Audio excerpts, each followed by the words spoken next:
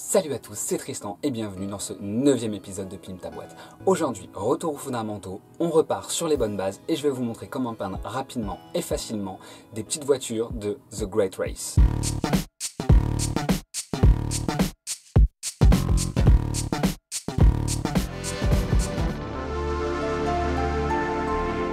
On se retrouve ici même pour la présentation de la figurine. Alors je me suis démerdé un peu comme j'ai pu parce que c'est tout petit et ça tient pas dans mes trucs, hein. Forcément c'est pas prévu pour. Donc un petit peu de pâte à fixe collé sur le bout et voilà, on n'en parle plus. C'est un jeu qui propose 4 petites figurines comme ça, c'est les 4 mêmes, 4 petites voitures.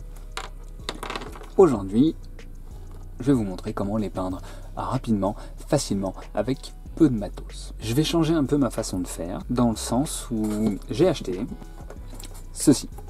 Un starter set de chez Army Painter. Ce que je vous propose, ça va être d'utiliser un maximum. Le but, c'est de tendre vers l'utilisation exclusive de ce truc-là. C'est un starter set avec des peintures de base, toutes les couleurs de base, un petit wash comme ça. C'est pas du Citadel, c'est du Army Painter, mais de ce que j'en sais, c'est très très bien aussi. Il y a un petit pinceau à l'intérieur. Je vous propose de tester tout ça dans la peinture de ces petites figurines.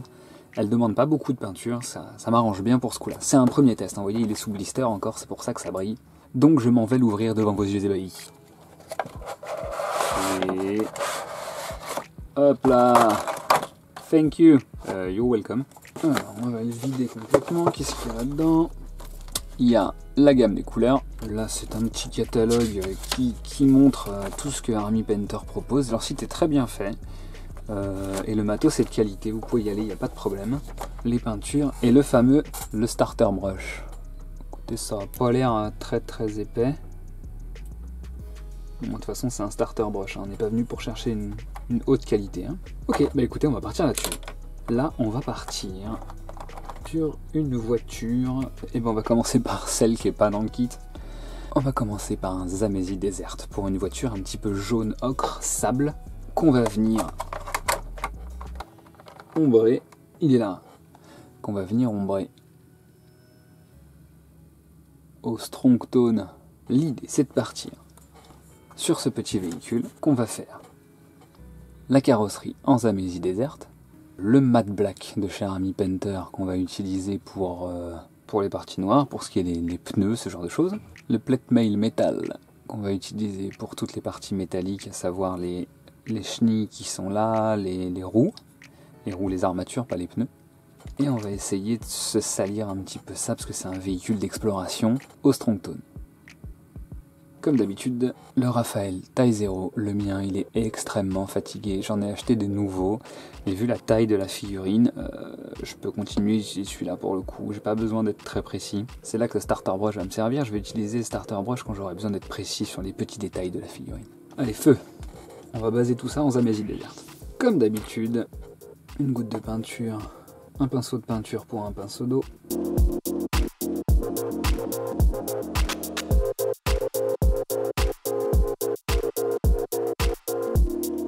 La peinture stagne dans les creux, c'est pas bon.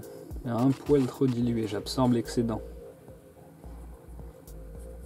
Puis du coup, on va sûrement devoir faire une couche de plus. Par contre, faire ce que je suis en train de faire, là, absorber l'excédent, vous pouvez le faire qu'une fois que c'est pas sec. Avant que ce soit sec, vous êtes obligé de le faire avant. Si vous faites ça une fois que ça a commencé à sécher, vous allez faire des auréoles que vous aurez du mal à rattraper. Ok, on va laisser sécher ça. Allez, en attendant que ça sèche, et en attendant la deuxième couche, on va passer sur le plate mail. J'ai jamais utilisé, c'est une première, je connais même pas la teinte. Ça m'a l'air assez clair, ce qui ne me dérange pas plus que ça. Et on va prendre le fameux starter brush.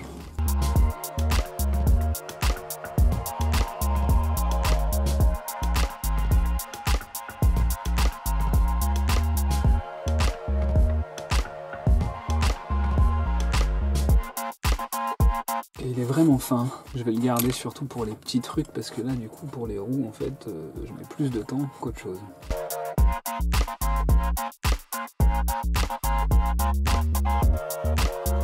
En tout cas j'aime bien le plate mail, il est assez clair. Et on va repasser un coup de Zamaisi avant de faire les petits détails sur la carrosserie.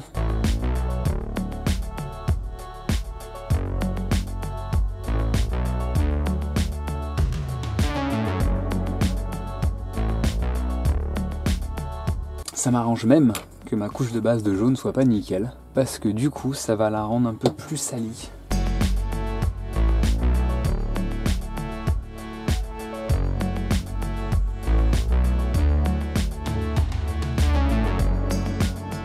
Ok, on va passer au détail en noir. Là je vais prendre le petit pinceau. Je vais pas diluer la peinture, je vais l'essayer, je la connais pas.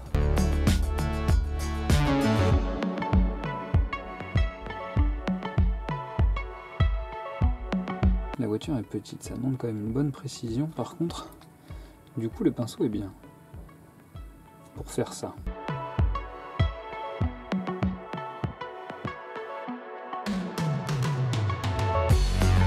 Voilà. Attends, je vous montre ça. Là les bases elles sont posées. So, maintenant que toutes les bases sont posées, on va passer à l'étape... Ah non, toutes les bases sont pas posées, autant pour moi. J'ai vu un truc là, il me faut du blanc. Matte White Army Painter. Parce qu'en fait, il y a une vitre. La vitre, on va pas la faire en jaune. Donc on se prend un peu de blanc. Je suis pas sûr que ça rentre bien avec du blanc, mais j'ai pas grand chose au-dessus. On va prendre du bleu ultramarine qu'on va rajouter un tout petit peu dans le blanc, histoire de créer une surface un peu bleutée. Créer une illusion de vert. Bon, vraiment une petite illusion. Le bleu est pas très adapté pour ça. Ça n'est vraiment qu'une petite pointe de bleu, histoire que ce soit pas du blanc pur. Hein. On n'est pas sur... voilà. Et pour les plus téméraires, je vois qu'il y a un petit essuie-glace là. Voilà. Je sais pas si ça se voit parce que le blanc il doit réfléchir à mort la lumière. Ok, toutes les bases sont posées. On va passer à ma partie préférée, le wash. On va partir sur une base de Strong Tone. Alors normalement, c'est l'équivalent Army Painter de la Graxer Shade. Ça m'a l'air un petit peu plus foncé, mais bon, on va essayer. Alors le but c'est de salir un peu le machin. Donc ce que je fais, regardez, je tapote. Ça éclate le pinceau, hein, je vous préviens. Si vous faites ça avec un pinceau neuf, vous allez le fumer. Hein. Je tapote pas fort, hein, mais je tapote quand même. Ce qui va faire que la shade, en fait, elle va s'agglutiner en gouttes à certains endroits et ça va créer des auréoles de poussière. En fait, ça va augmenter votre degré de salissure. Elle n'est pas si foncée que ça en fait. Je pourrais même vous encourager à attendre que ça sèche un petit peu et à remettre des petits coups de pinceau par-dessus comme je suis en train de faire là. C'est-à-dire que ce que vous voulez éviter à tout prix d'habitude, à savoir faire des traces absolument immondes qui partiront jamais, et bien là c'est ce que vous cherchez. Voilà, une fois que c'est sec ça donne ça. C'est pas complètement sec d'ailleurs. Moi je suis partisan du... On va salir encore un peu plus. Sur le bas de la voiture. Là où c'est supposé être le plus sale. Sur les essieux. Là les roues. Là en dessous le garde-boue. Le devant du moteur qui est censé prendre toute la boue.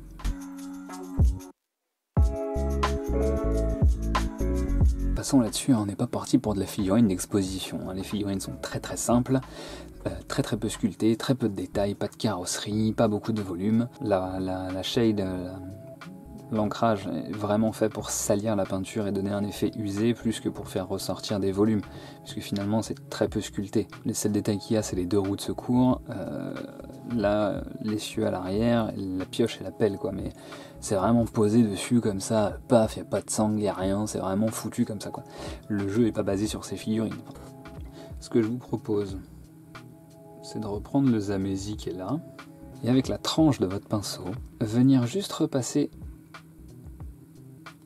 certaines lignes.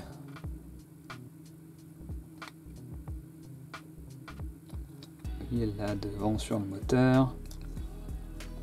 C'est mieux de faire ça quand c'est sec. Hein. Vous venez juste avec... Vous prenez un angle de 45 degrés par rapport à votre figurine, vous voyez, je suis comme ça, et vous venez juste frotter, pas la pointe, le corps, la petite... l'arête du véhicule va venir attraper la peinture. Vous appuyez pas fort, juste vous passez votre pinceau, ça suffira. C'est grâce à ça qu'on va créer le volume de la figurine finalement.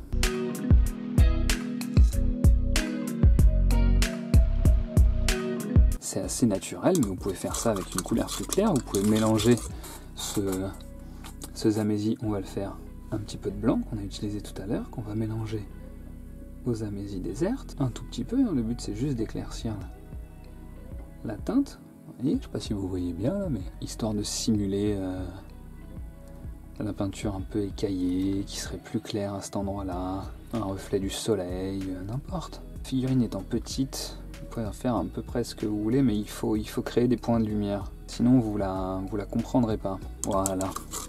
Voici ce que ça donne avec les linings. Moi je trouve que ça donne toujours un petit plus de faire ça à la fin, ça rehausse un petit peu le truc, ça met des points de lumière sur la figurine, ça me permet de mieux comprendre le volume. Bah écoutez, on a fini pour cette peinture là. Et voilà, c'est fini, le 9e épisode est maintenant terminé. J'espère que ça vous a plu et que vous allez pouvoir le refaire à la maison. C'est, comme je vous ai dit, rapide et facile et ça donne un petit effet en plus. Ce que je vous propose, c'est de vous abonner si cette vidéo vous a plu, de laisser ce que vous pensez dans les commentaires, ça nous aide à améliorer les qualités de la vidéo. Pour ma part, je vous dis à la prochaine pour de nouvelles aventures. Salut!